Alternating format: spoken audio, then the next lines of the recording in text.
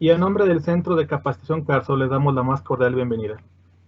El día de hoy tenemos una conferencia titulada El conductor eléctrico en baja tensión, la cual será expuesta por el ingeniero Sergio Camacho Castañeda. Al final de la presentación daremos un espacio para realizar preguntas y respuestas acerca del tema, por lo que les pedimos colocar su nombre para poderlas contestar adecuadamente. Adicionalmente les pedimos de su apoyo para contestar una evaluación que dejaremos al final en una liga en la sección de preguntas y respuestas o en un código QR inserto en la última lámina. Sin más que agregar, doy la bienvenida y cedo la palabra al ingeniero Sergio Camacho Castañeda. Adelante, Sergio. Muchas gracias, Israel. Muy buenas tardes, tengan todos ustedes. Mi nombre es Sergio Camacho Castañeda. Soy el coordinador del Centro de Capacitación Carso, aquí en la ciudad de Guadalajara. Y el día de hoy vamos a hablar acerca del conductor eléctrico en baja tensión. Cabe resaltar que este es un tema muy importante en el ámbito eléctrico y más hablando de un conductor. Yo lo llamaría lo que vendría siendo como la columna vertebral de una instalación eléctrica. Sabemos que en una instalación eléctrica vamos a tener accesorios eléctricos, vamos a tener infinidad de equipos eléctricos, pero la columna vertebral para mí sería el conductor eléctrico. Bien, vamos a hablar un poquito lo que es la electricidad. Esto es importante poder repasarlo, porque pues es algo que tenemos que entender y tenemos que comprender todos los que estamos en el medio eléctrico, qué es la electricidad, dónde surge y todo esto, ¿no? Bien, nos dice que la electricidad es un conjunto de fenómenos físicos referentes a los efectos producidos por las cargas eléctricas, tanto en reposo como en movimiento. Esta sería una definición de lo que es la electricidad. Otra definición sería: la electricidad se puede definir como el movimiento de cargas eléctricas llamadas electrones. También puedo definir así rápidamente que la electricidad es por donde circula una corriente a través de un conductor. Esta sería otra definición muy clara y muy precisa de lo que es la electricidad. Bien. Voy a proyectarles un video ilustrativo. Es un video muy sencillo, pero nos va a dejar más claro y más preciso el concepto de lo que es la electricidad y lo que vamos a estar hablando en esta ponencia. Bien, pongo el video.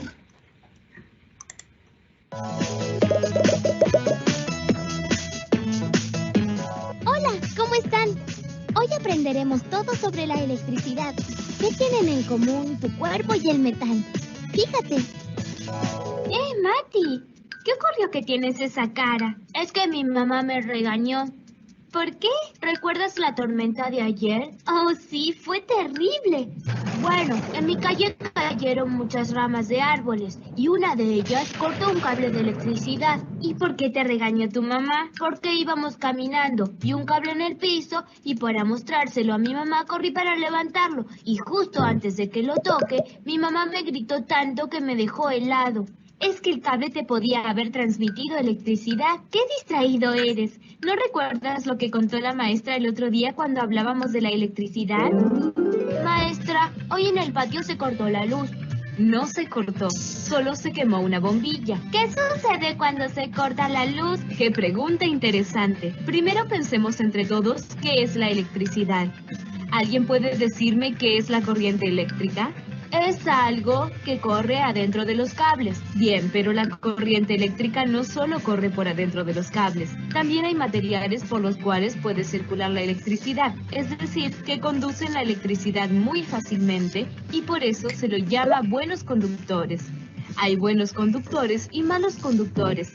Los malos conductores son aquellos que no pueden conducir electricidad o conducen muy poca. ¿Y los cables son buenos o malos conductores? Los cables sirven para que distintos aparatos eléctricos puedan conectarse a la electricidad que viene de la calle. Si se fijan en un cable, verán que adentro tiene fibras de un material metálico y por fuera están rodeados por goma o plástico. ¿Los cables de la calle son parecidos a los que tenemos en casa? Los de la calle están preparados para que por ellos circule mucha corriente eléctrica.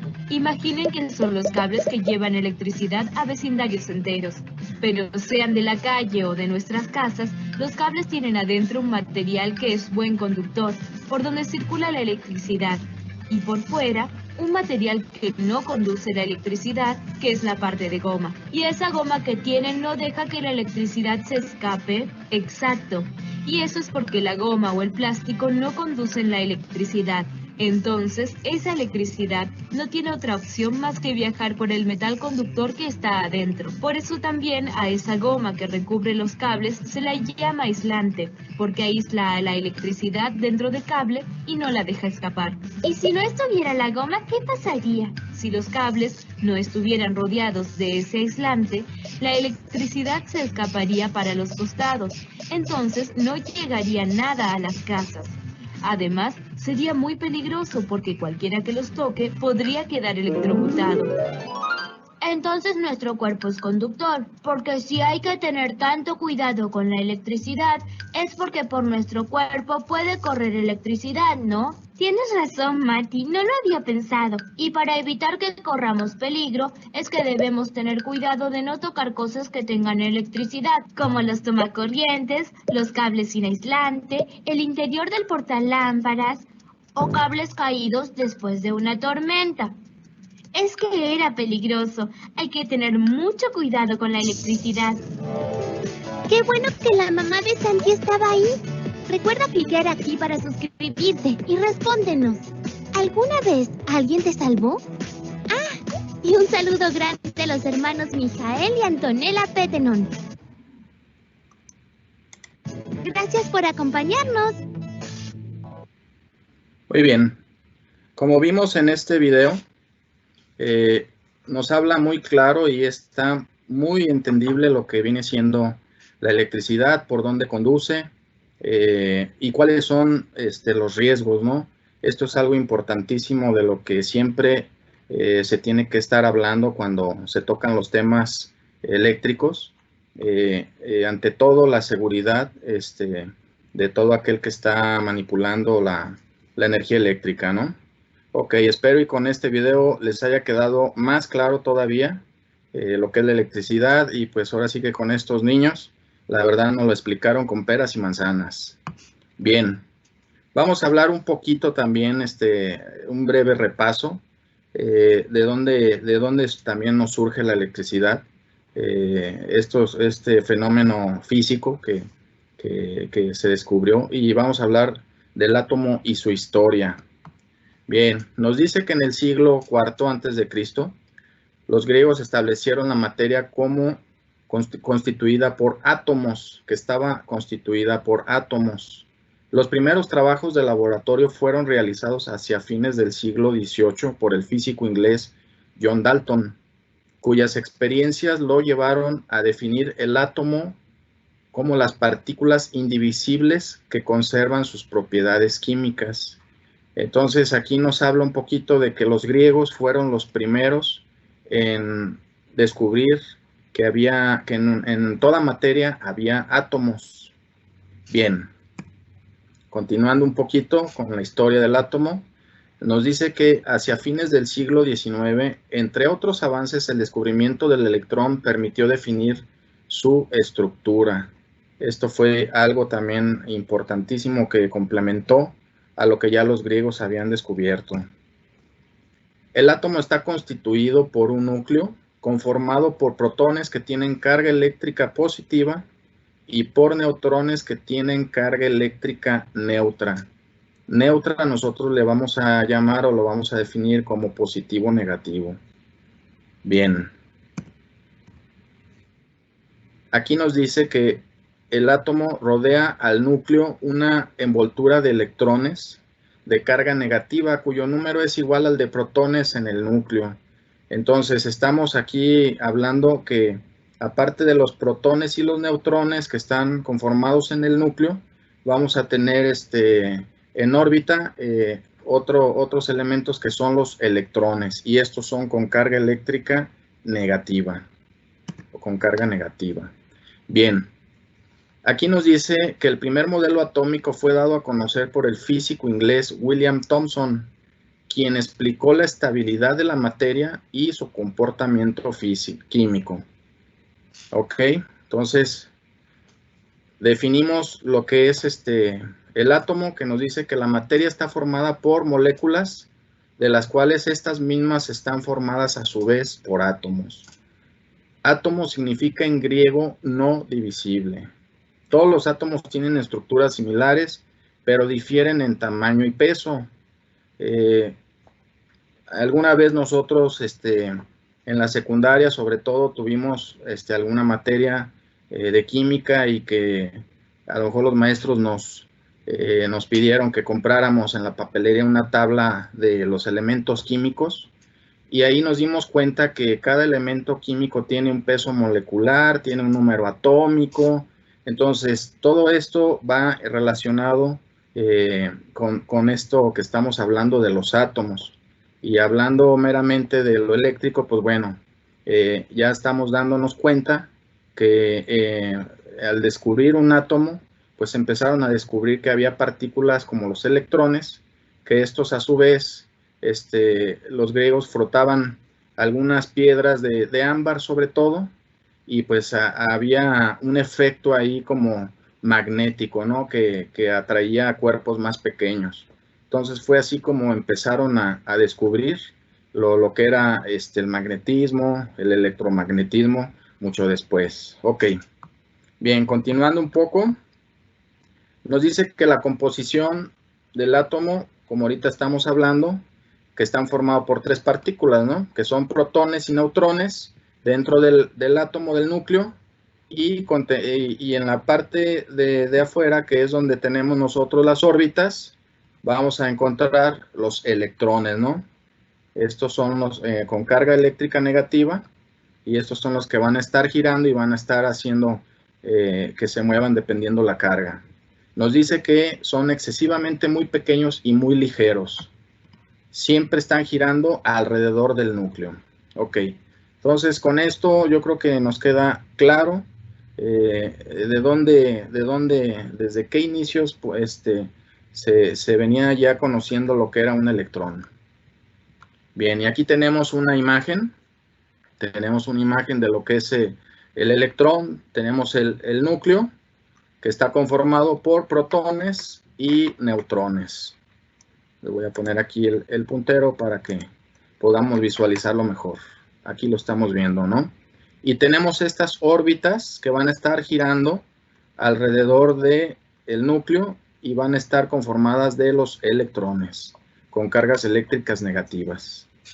Bien, entonces ya una vez platicado y hablado de este breve repaso, entramos de lleno en lo que es el tema, ¿no? En primer lugar, ¿qué es un conductor? Bien, nos dice que a todo material que permite con facilidad el paso de la electricidad son llamados conductores.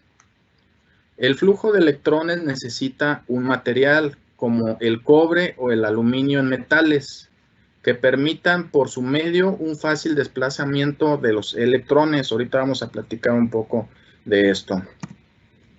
Nos dice que este material, el cual va a soportar el flujo de electrones, es llamado conductor. Entonces aquí claramente con esta definición podemos concluir que el conductor es un material que va a permitir el paso de la electricidad a través de este mismo conductor. Y pues hablando exclusivamente de metales, pues vamos a tener el cobre o el aluminio. Bien. Aquí cabe mencionar que tenemos que hablar también de lo que es la conductividad eléctrica. La conductividad eléctrica nos dice que es la capacidad de un material o de un medio para permitir el paso de la corriente eléctrica. Su unidad de medida es el Siemens por metro. Y aquí vemos sus iniciales o su abreviatura. Y nos dice que los metales son los mejores materiales para conducir la corriente eléctrica. Bien. Tenemos entonces ahí un conductor de cobre con su aislamiento. Ahorita vamos a hablar también de esto. Ok.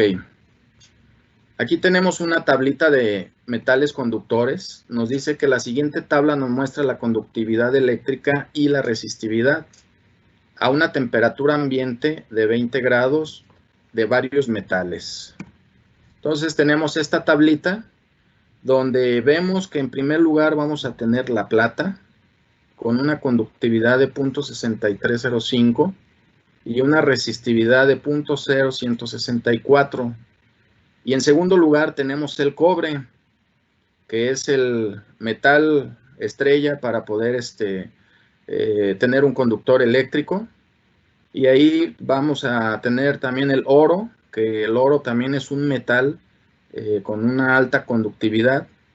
Desafortunadamente el oro y la plata son metales muy, muy costosos, que una, pues su costo, y dos, sus propiedades tanto físicas y mecánicas no podrían aplicar a alguna instalación eléctrica, en este caso a fabricar algún conductor. Entonces, en cuarto lugar tenemos lo que es el aluminio, y nos dice que la conductividad es de 0.3767 y una resistividad de 0.0278. Y así sucesivamente tenemos otros metales, latón, zinc, cobalto, níquel, todos ellos tienen propiedades conductivas, como lo estamos viendo aquí. Pero el que vamos a nosotros a estar aquí mencionando va a ser el cobre, ¿no? Que es el metal en el cual pues se hacen los cables de baja tensión. Bien. Continuando entonces, nos dice que la resistencia eléctrica, ¿qué es la resistencia eléctrica? La resistencia eléctrica es la oposición que ofrecen los materiales al paso de la corriente eléctrica. La resistencia eléctrica de un cuerpo va a depender de el tipo de material, longitud del material, área de la sección transversal y la temperatura de operación. Entonces vamos a explicar cada uno de estos conceptos para poder entender mejor, ¿no? Tenemos entonces que estos 4 factores. Iniciamos con la temperatura, y aquí nos dice que en un conductor a mayor temperatura va a ser mayor su resistencia, a menor temperatura menor la resistencia. Entonces, esto aquí ya nos da un parámetro de que la temperatura es es un factor importante para nosotros tener una buena conductividad o una conductividad pues más difícil, ¿no? Bien, vamos a tener el otro factor que va a ser el calibre, y aquí nos dice que a mayor calibre menor resistencia. Y hablando de calibre, definimos como la sección transversal de un conductor, ¿sí? O el grosor de un conductor. Entonces, a mayor calibre, menor resistencia. Y a menor calibre, mayor resistencia, ¿sí? Entonces, por ejemplo, si tenemos un calibre 8, calibre 6, nos va a presentar menor resistencia. Si tenemos un calibre 14, pues vamos a presentar mucho mayor resistencia, ¿no? Entonces, esto son los parámetros, los comparativos que nos hace en cuestión al calibre. Bien, continuando con el tercer factor, que vendría siendo el material. Aquí vamos a tener que el cobre y plata son los de menor resistencia. El aluminio va a presentar mayor resistencia. Por lo tanto, pues aquí cabe resaltar que los conductores, los mejores conductores siempre van a ser de cobre, ¿no? Va a tener mejor eficiencia y va a conducir mejor la electricidad. Bien, en otro punto tenemos lo que es la longitud. Y aquí nos dice también que juega un papel importante. A mayor longitud, mayor resistencia. Y a menor longitud, lógicamente, menor resistencia, ¿no?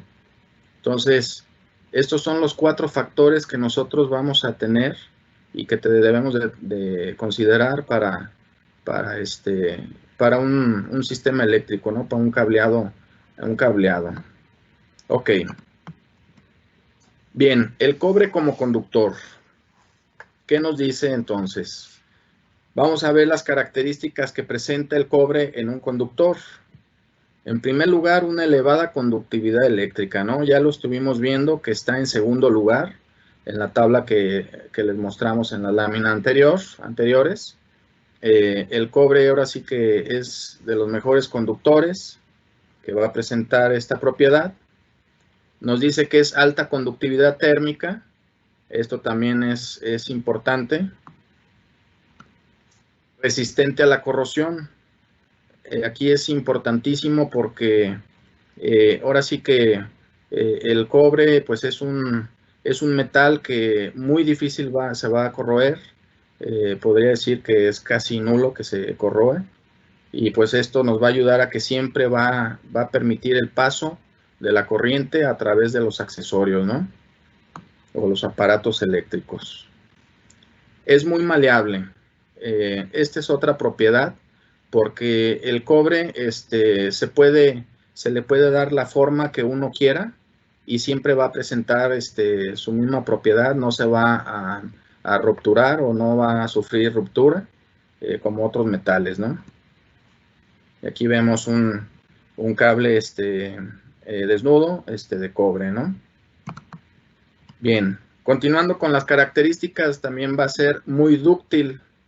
Entonces, nosotros podemos el cobre manipularlo, podemos darle ese alargamiento, ese estiramiento, someterlo a esas pruebas y pues siempre va a tener esa flexibilidad de que sea muy dúctil, ¿no?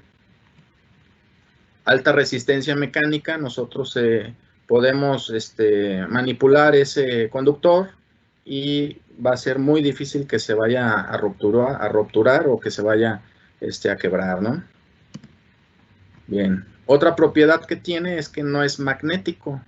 Eso es es muchísima ventaja porque pues cualquier conductor de cobre puede ir instalado en cualquier lugar, en cualquier área, sea de casa, habitación o llámese en alguna otra aplicación que le den a los conductores en la industria, ¿no?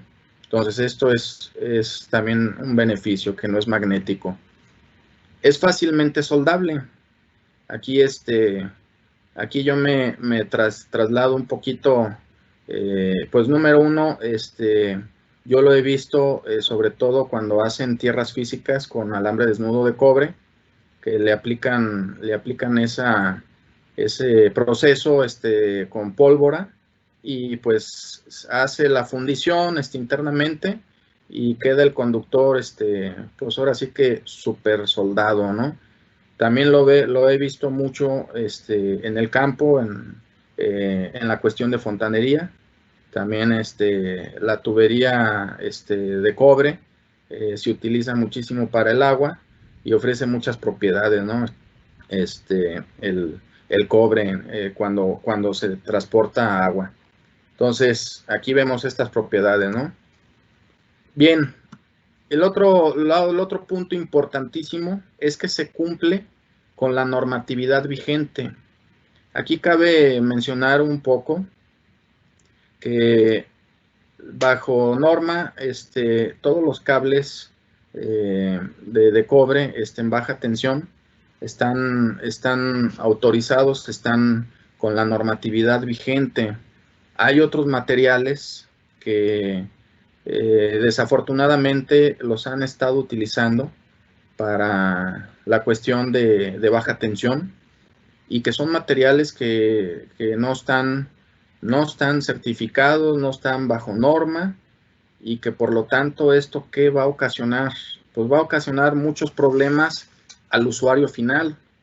Entonces, ¿qué quiere decir? Que yo como electricista, yo en lugar de solucionarle ese problema o dar un trabajo óptimo al usuario final, lo que voy a estar haciendo es darle problemas.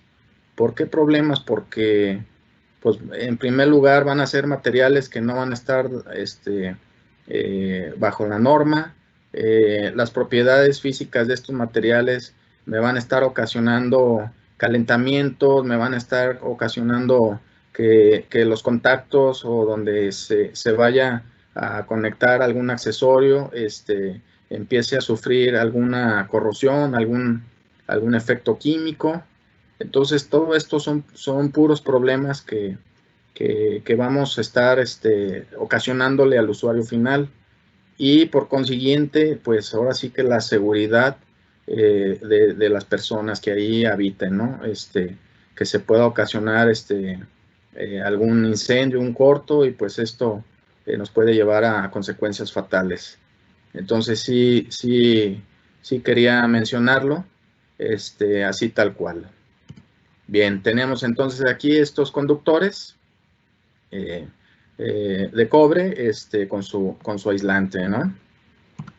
Ok, platicando un poquito en cuestión a esto y ahora sí que reafirmando un poco un comparativo que podamos tener de lo que viene siendo un calibre en cobre a un calibre en aleación con cubierta de aluminio, ¿no? Aquí vamos a encontrar estas diferencias.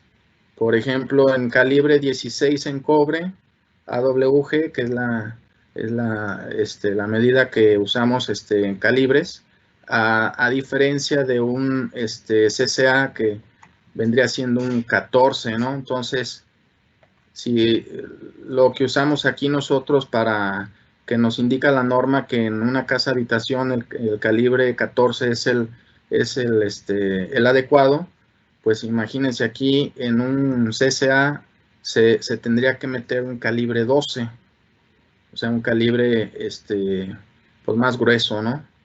Entendemos que mientras va bajando la numeración, los calibres o la sección transversal va siendo más gruesa, ¿no? Va siendo de mayor volumen. Entonces, esto es un comparativo que quería comentárselos, en el cual, pues, vuelvo a hacer esa recomendación. Bajo norma está hacer la instalación eléctrica de una casa habitación con material de cobre 100%, ¿no? Bien. Platicando un poquito acerca de las propiedades, vamos a tener en cuestión a la flexibilidad. Y aquí nos dice que al aumento de alambres vamos a tener mucho más flexibilidad. Aquí vamos a empezar primeramente con un hilo representado así. Vamos a tener otro cable compactado de una capa. Vamos a tener más capas y mientras tengamos más capas, el conductor se va a hacer más flexible, ¿sí? Entonces, al aumento del número de alambres va a aumentar la flexibilidad. Otro punto importante en la cuestión del paso. A la disminución del paso de cableado, nosotros vamos a tener más flexible ese conductor, como lo estamos viendo aquí, ¿no? Mientras el paso sea más corto, este conductor va a ser más rígido. Y si es el paso más largo, vamos a tener una flexibilidad mayor.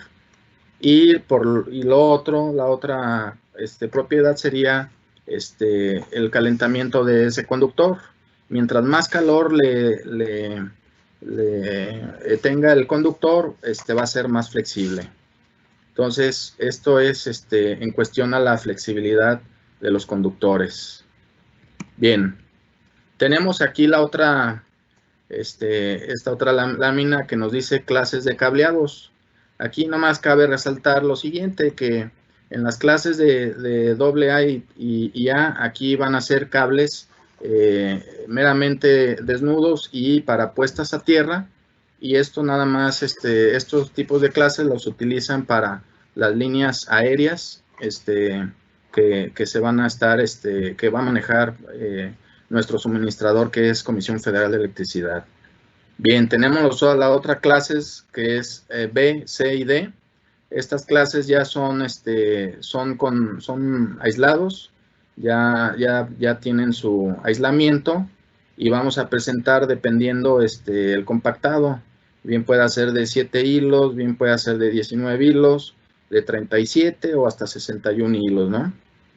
Y la clase G, H, I, J y K, estos son los cordones flexibles. Estos, ¿dónde los vamos a nosotros a ver? Pues bueno, en las máquinas de herramientas de mano, vamos a encontrar ahí los famosos cordones o el cable que trae su clavija. Ese serían los cordones, ¿no? Entonces, es así a grosso modo de explicarles el tipo de clases. Bien. Continuando un poco, entonces, vamos a hablar formas y tipo de conductores.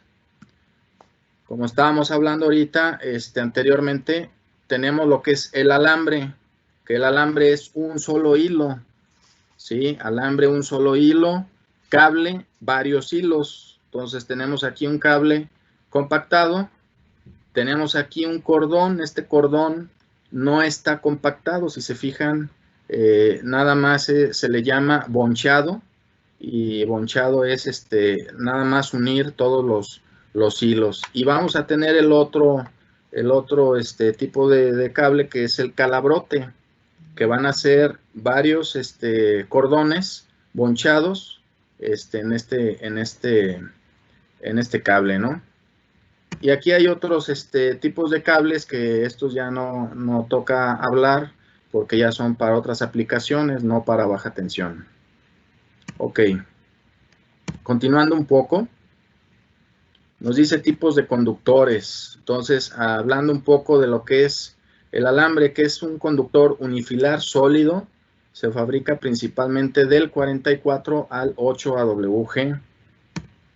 Vamos a encontrar aquí la figura del alambre. Y la definición del cable nos dice que el conductor formado por varios alambres, siendo el más común el cableado concéntrico, que consiste en un alambre central rodeado por una o más capas de alambres aplicados helicoidalmente. Entonces, aquí podemos ver en la figura, tenemos un hilo central y por consecuente las capas, ¿no? Que son múltiplos de 6. Vamos a tener aquí 6 más 1, 7. Vamos a tener aquí 12. 12 más 6 más 1, 19, ¿no? Y así hasta el 37 y hasta 61.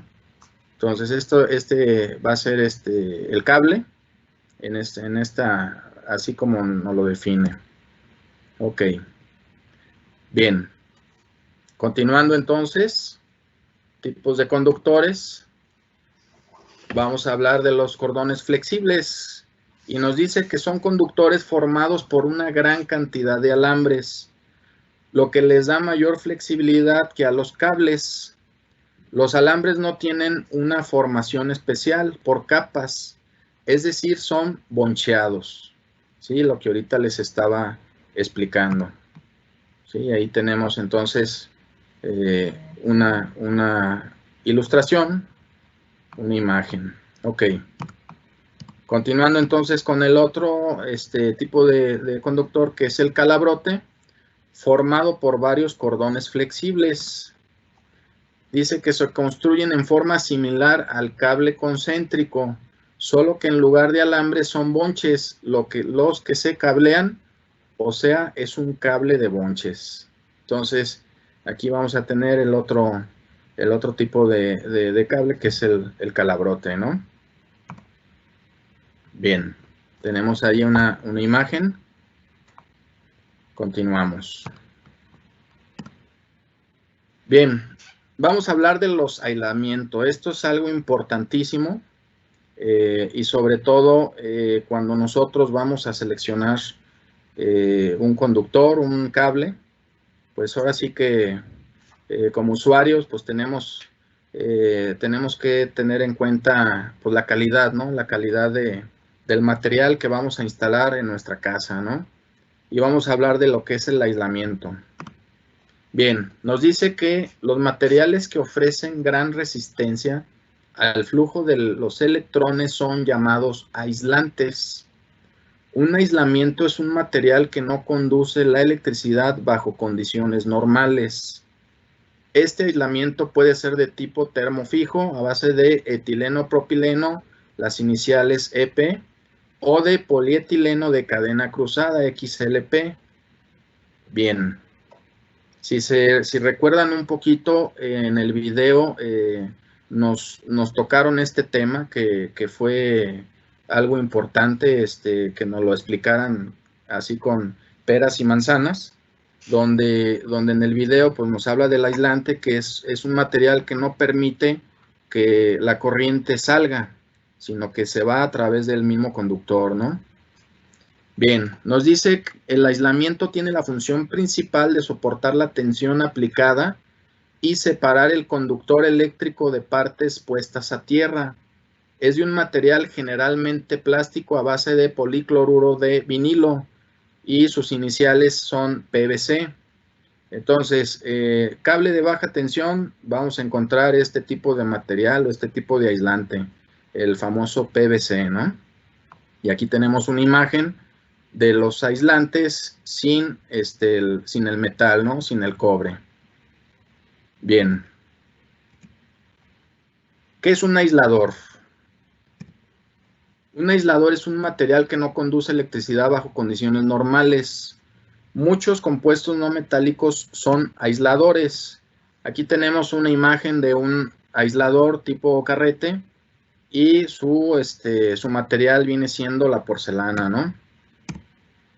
Tipos de aisladores. Son materiales aislantes, la mica, la porcelana, la cerámica, el vidrio, plástico, hule, papel seco, baquelita, seda y la madera, pues también, ¿verdad? Lógicamente la madera en condición seca, porque sabemos que en condición húmeda es muy riesgosa.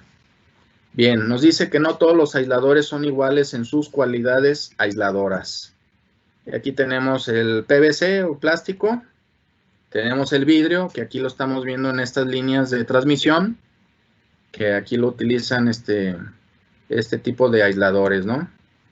Y los postes que anteriormente se usaban en Comisión Federal, que eran postes de madera, y que por ahí un compañero me comentaba que estos postes, la gran mayoría, la Comisión Federal los adquirió en Alemania, esta madera.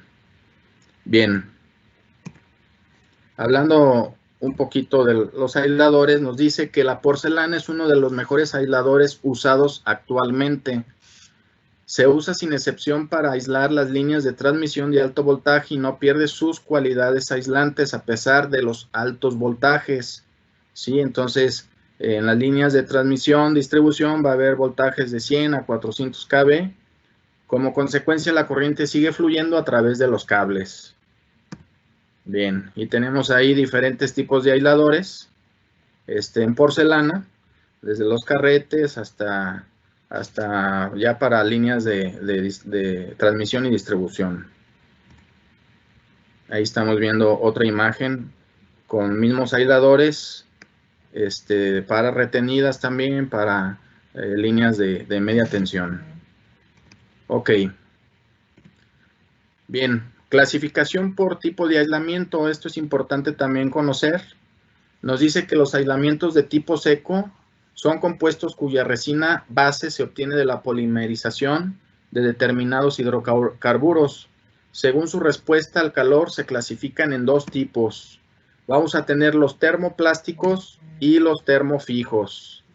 Entonces, estos son los dos tipos de aislamientos que vamos a encontrar en los conductores. Nos dice que los termoplásticos son un tipo de polímeros que con los efectos de calor pueden quedarse en un estado viscoso o fluido. Esta propiedad es para dar una forma deseada a estos materiales por medio de moldes y al enfriarse quedarse en la forma que se pretendía obtener. Son plásticos que al aumentar la temperatura suavizan o se derriten. Se dividen en amorfos cuando se hacen suaves y cristalinos cuando se derriten. Bien, tenemos los termofijos. Aquí cabe resaltar algo de historia. Dice que en 1907 Leo Baekeland inventó la baquelita, el primer plástico calificado como termofijo o termoestable. Plásticos que pueden ser fundidos, moldeados mientras están calientes, pero que no pueden ser ablandados por el calor y moldeados de una vez que han fraguado. Entonces tenemos aquí unos accesorios eléctricos donde teníamos la baquelita, ¿no? La baquelita era un aislante también. Bien, continuando un poco, las nomenclaturas de los conductores por su aislamiento, esto es importante también conocerlo. Vamos a tener termoplástico con la letra T, polietileno de cadena cruzada XLP con la X, clave X, cubierta de nylon con N, water, que significa agua en español, o humedad, y con la letra W, y low smoke, baja emisión de humo, y con sus iniciales LS. Bien. Continuando un poco con la clasificación por temperatura, este es importante también conocer. Nos dice que la temperatura máxima que soporta el material aislante y su temperatura de operación, ambas temperaturas, vamos a tener que en las normas consideran 3 temperaturas: 60 grados centígrados, no requiere clave; 75 grados con la letra H, heat, que es calor; y 90 grados HH, que es high heat, alto calor, ¿no? Y aquí nos dice que la temperatura de operación es la suma de la temperatura ambiente y la que produce la corriente eléctrica al circular por un conductor. Bien. Continuando un poquito, aquí vamos a tener una pequeña tabla donde vamos a tener los diferentes tipos de nomenclaturas: TW, THW, THWLS y las temperaturas, ¿no? 60 grados, 75, 75 en seco mojado, 90 grados y así, ¿no? Y estas nomenclaturas va a ser para los termoplásticos, que sería el cable de baja tensión. Y aquí cabe mencionar o cabe comentarles que está esta otra tabla donde son los termofijos, pero ya estos cables ya son para media, alta y super alta y extra alta tensión. Entonces estos ya son de otro tipo y pues bueno, no los vamos a mencionar aquí en esta plática. Ok. Bien, conclusiones. ¿Qué vamos a sacar de conclusiones? Ok. En primer lugar, podemos resaltar que el mejor conductor para el paso de la corriente es el cobre. Así de sencillo. Sobre cualquier otro tipo de conductores bimetálicos, ¿sí? Vamos a encontrar otros conductores que también se pueden aplicar como para algún fin eléctrico, pero siempre el cobre es el que va a ser el mejor conductor y sobre todo en un cable de baja tensión. Bien, mientras un conductor sea fabricado bajo la normatividad vigente, siempre será de confianza. Entonces, ¿qué quiere decir esto? Y vuelvo a reiterarles, yo como usuario final, yo le voy a pedir a mi electricista que en mi casa me haga una instalación eléctrica con cable que esté dentro de la norma, que esté certificado y por consiguiente pues que me dé la confianza, ¿no? De que va a ser una instalación segura. Y por último, utilizar conductores certificados bajo la NOM en una instalación eléctrica ofrecerá importantes beneficios. Número 1, seguridad. Ante todo, la seguridad mía, de mi familia y de mis hijos, ¿no? En general. Eso es lo primordial. Número 2, funcionalidad. Que no tenga broncas de que ya hubo corto, de que ya se sobrecalentó, de que ya mi pantalla que acabo de comprar, ya me la quemó, muchas cosas, ¿no? Y por consiguiente, beneficios económicos, ¿sí? beneficios económicos de todo esto que estoy hablando, que no afecte a mi patrimonio y por consiguiente, pues que yo no tenga que volver a hacer otra instalación por el producto de mala calidad. Entonces, estas serían mis conclusiones. Pues muchas gracias. Cedo la palabra a mi compañero Israel. Muchas gracias al ingeniero Sergio por su valiosa exposición. Ahora pasamos a la parte de preguntas y respuestas. Híjole, estas preguntas se me antoja hasta que me des participación. Ahí verás tú si me quieres dar participación en las preguntas. Excelente. Bueno, te las voy leyendo. Sí. El señor Eduardo Gutiérrez nos pregunta, ¿a qué te refieres que el cobre no es magnético? Ok, no es magnético porque no presenta, no tiene esa propiedad de poder atraer otro cuerpo magnético o otro cuerpo metálico, el cual, pues esto ¿qué nos va a ayudar? Pues que no nos va, no vamos a poder tener filtraciones de alguna otra cuestión magnética, ¿no? O sea, sabemos que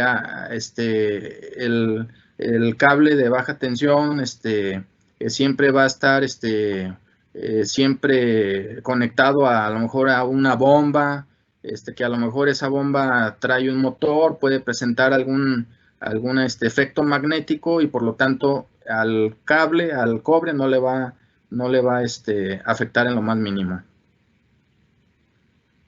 Perfecto, muy bien. Aquí tenemos un poquito más de preguntas. Vamos a leer la siguiente.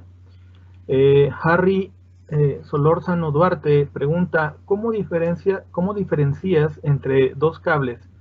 ¿Cuál es el de cobre y cuál es un cable SCA? ¿Cómo físicamente los puedes diferenciar? Ok, muy bien. En primer lugar, un cable de cobre va a tener un color muy, ahora sí que si lo comparo con el metal oro, con el oro, va a tener un color muy palpable, un color rosado, a diferencia del cable CCA, que el cable CCA por lo regular va a venir con algún recubrimiento de cobre y pues lógicamente el material metálico que pueda ser aluminio, en este caso pues se va a ver, ¿no? Y aparte también en el grosor, si comparamos calibres iguales, pues vamos a ver esa diferencia también, ¿no? Sí, claro que sí. Y complementando otra pregunta que va acerca del tema, Jorge Martínez nos pregunta, dice, cuando mencionaron sobre los conductores bimetálicos, particularmente los SA, en lo que se refirió el ingeniero Camacho, ¿quiere decir que el consumo de energía eléctrica puede aumentar y por consecuencia pagará más por el recibo de luz, usando obviamente estos conductores bimetálicos? Ok, mira, sí pues vamos a tener afectación, lógicamente vamos a tener afectación porque sabemos que el cobre tiene propiedades de mayor conductividad, entonces el aluminio pues va a presentar una cierta resistencia eléctrica y por lo tanto pues va a ocasionar, como les digo, ¿no? Calentamiento, muchas fallas en las conexiones de los accesorios y por lo tanto también se va a ver reflejado en nuestro recibo de Comisión Federal. Perfecto, muy bien. Aquí tengo otra pregunta técnica. Dice Manuel Rangel Ramírez, ¿qué es el paso de cableado? Ok, el paso de cableado es a la hora de que tú estás haciendo el empalme de los hilos. Lógicamente, como en la imagen se los estuve explicando, el paso es como, te lo explico así como por ejemplo una cadena, ¿no? Una cadena con eslabones largos va a ser mucho más flexible que una cadena con eslabones pequeños. Entonces, en el cableado, en el paso, es lo mismo. Mientras más el paso sea más corto, lógicamente va a ser más rígido ese conductor y si el paso es más largo, ese conductor va a ser más flexible. Claro que sí, y si me permites complementar, yo Adelante. también otro ejemplo. Adelante. Si se corta el conductor eléctrico y lo vemos de frente, veríamos los hilitos. Si tomamos el hilito de mero arriba y ese hilito está girando durante lo que es la longitud del conductor, hasta cuando llegue al mismo punto arriba, esa distancia se llama paso de cableado, que es lo que ya estabas explicando. Y el paso de cableado, entonces, mientras más corto, genera rigidez, y mientras más largo, genera flexibilidad. Perfectísima la respuesta que diste. Muy bien, excelente. Vamos a hacer otra preguntita. Una pregunta que Fernando nos realiza, dice: ¿cada cuánto tiempo se debe revisar la instalación eléctrica en una vivienda? Ok, muy buena pregunta, muy buena pregunta. Esto yo creo que es hasta cuando ya tenemos el problema encima, es cuando ya nosotros queremos solucionarlo y queremos llamar de inmediato al electricista a que nos corrija ese problema. No hay pues algo que estipule que cada cierto tiempo hay que estar revisando la instalación eléctrica. Yo creo que número uno tenemos que identificar en qué inmueble estamos viviendo. Si es un inmueble de las torres, de las nuevas torres verticales que ahorita se están construyendo, pues lógicamente no le vamos a meter mano a esa instalación tranquilamente en 5 años, ¿no? 5 años me voy muy corto.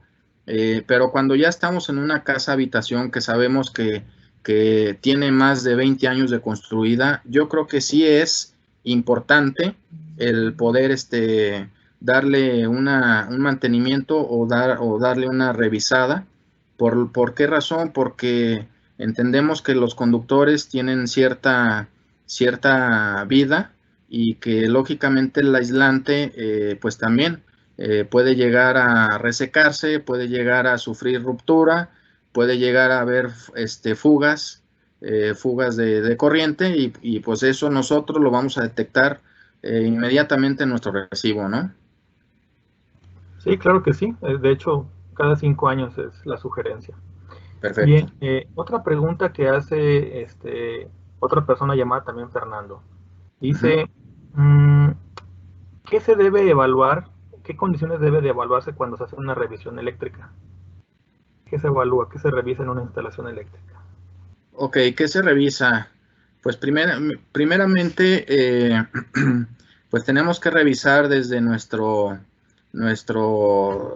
para empezar, nuestro recibo, ¿no? O sea, vamos a ver que ahí en un bimestre tuvimos una cantidad, un ejemplo, estábamos pagando 300 pesos y de repente se nos subió al doble, a 600. Entonces, pues, ¿qué vamos a revisar? Vamos a hacer la primera prueba, que es desconectar todos los equipos, apagar todo y desconectar todo. Vamos a revisar físicamente en el medidor que no esté corriendo, y si todo está bien, pues entonces hay que revisar las cargas, ¿no? Hay que revisar de cuántos circuitos es, si es un solo circuito, si son varios circuitos, ver dónde está la mayor carga, y son varios pasos, la verdad, son varios pasos los que hay que estar revisando, pero lo principal pues es eso, ¿no? Hacer esa primera prueba, y ya de ahí pues ya el electricista va a empezar a verificar ya todo lo que es el cableado y las conexiones, los equipos, los aparatos, todo esto. Perfecto. Tenemos otra pregunta, José Antonio Pérez Castillo. La voy a leer textualmente, aunque creo que le hace falta algo a la pregunta. Dice, ¿cómo se clasifican los conductores de baja tensión? La pregunta necesita todavía tener un poquito más de explicación, pero bueno, según tu interpretación, ¿cómo la contestaríamos? ¿Cómo se clasifican los cables de baja tensión? Pues básicamente el cable de baja tensión, pues sabemos que son aislantes, tienen un aislante, son para instalarse pues en tubería conduit, en tubería oculta, y pues básicamente la clasificación es tal cual, ¿no? Baja tensión, no hay alguna clasificación como especial para poder decir, este es baja tensión. O sea, simplemente cable baja tensión, calibres del 14 hacia abajo, ¿no? Hasta calibre 6, calibre 8. Y esta pregunta, como te decía, está como que le hace falta, ¿verdad? Sí. Ha de ser una clasificación de subterráneos, ocultos, aéreos, bueno. Sí. Pero estaba interesante por eso de ponerlo. Bien, okay. Vamos a ver qué más nos preguntan aquí nuestras personas que están apoyándonos viendo este webinar. Gracias. Dice, ¿cuál es el tiempo de vida del aislamiento de un cable de baja tensión? Nos pregunta esto Fernando. Ok, mira, aquí va a depender, Fernando, va a depender mucho qué tanta carga tú tengas en estos conductores o en esta instalación. Si nos vamos a referir, lógicamente, a una instalación eléctrica en baja tensión de uso exclusivamente doméstico, te puede durar 20 años tranquilamente. Tranquilamente te puede durar 20 años, pero ojo, aquí siempre tenemos que tener nosotros como esa iniciativa de estar revisando, pues que estén los registros bien, que no se les meta agua, que en nuestras bóvedas tengamos impermeabilizante, porque sabemos que el calor produce mucha humedad y esto puede irse filtrando dentro de los conductores o dentro de las canalizaciones, en este caso de las tuberías ocultas. Entonces, yo creo que aquí también entra mucho la parte de uno, ¿no? Como te vuelvo a explicar, o sea, un conductor te puede durar 20 años, pero si hay situaciones donde ya están poniendo en riesgo esa durabilidad del conductor, pues entonces tenemos que identificarlo, ¿no? Sí, por supuesto. Tenemos muchas preguntas. De hecho, ya de último momento empezaron a llegar las preguntas. Wow. No vamos a poder sacar todas, pero bueno, vamos a ir escogiendo las preguntas para irtelas dando. Aquí dice otra persona, dice que cable es recomendable para una red doméstica. Ok. Bajo norma es el calibre 14. Bajo norma es el calibre 14, es el cable ideal para una instalación de uso doméstico. Perfecto, y si me permites complementar, también diría que es un THHWLS el que es sugerido para las casas, habitaciones, lo mejor que hay. Bien, tenemos una pregunta más y yo creo que va a ser la última por los tiempos que tenemos. Okay. Dice Luis Alberto Espinosa Durán, ¿afecta el tener una baja de luz del poste a medidor con cable de aluminio? O sea, ¿afecta que CFE ponga el cable de aluminio del poste a tu medidor? Bueno, no afecta porque sabemos que la red de Comisión Federal, su cableado aéreo, pues todo es en aluminio. Entonces, no afectaría en nada que nos suministren de energía hacia nuestro medidor, porque ya de ahí nosotros ya nos pide bajo norma que tengamos nuestro cable en calibre 8 para hacer la llegada a nuestro centro de carga, ¿no? Pero ya esto ya en cobre estamos hablando. Así es, de hecho es correcto.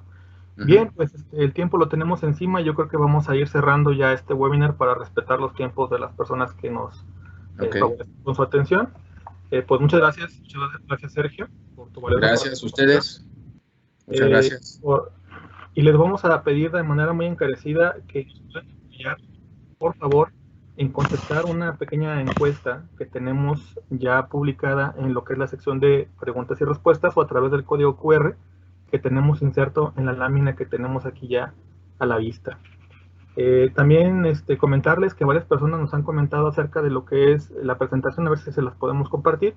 Déjenme, les comento que vamos a subir este material a redes sociales, por lo que yo les pido por favor que se den una vuelta a nuestras redes sociales, se unan a nuestra red y a partir de que ustedes estén ahí en nuestra red social vamos a poder darles esta información y de hecho ya tenemos varias informaciones en nuestra página, así que yo les sugeriría ampliamente que se den una vuelta a nuestras redes sociales y que por favor estén ahí con nosotros.